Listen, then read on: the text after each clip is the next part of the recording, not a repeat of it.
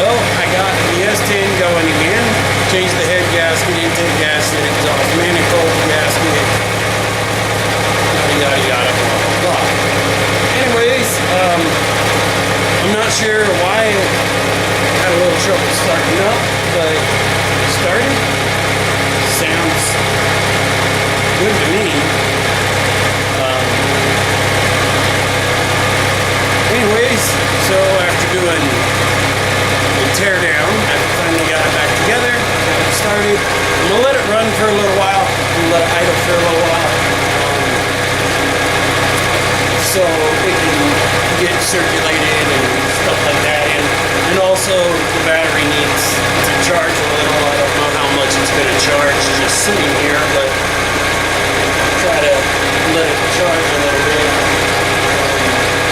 And also, I'm gonna let it get up to temp and stuff, and we'll see if there's any leaks or anything like that.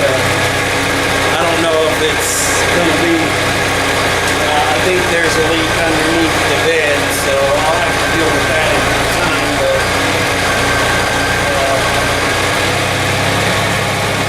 I don't know. It kind of sounds a little bit rough, but I'm not really certain what that has to do with. But we'll find out and see what's what.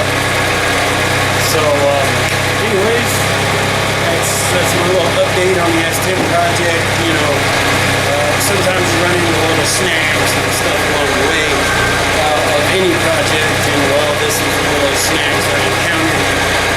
207,000 miles and changing the head gasket, so that's not too bad. I don't think the previous owner had took very good care of it, and I've been a little rough on it. I've been pretty vicious with it sometimes, and so anyways, we're gonna see what happens here, and I'll probably take it out for a little drive and see what happens after a bit.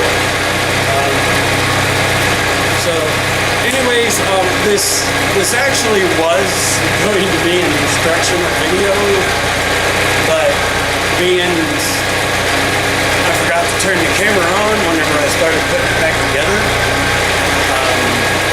Well, I did like half of it, and I went to take a break, and I went to turn the camera off, and well, come to find out I didn't have to turn it off because it was already not on. So, anyways, guys, gals, thanks for watching. Feel free to subscribe if you're not a subscriber, and have a spectacular day or night, whichever one it is for you.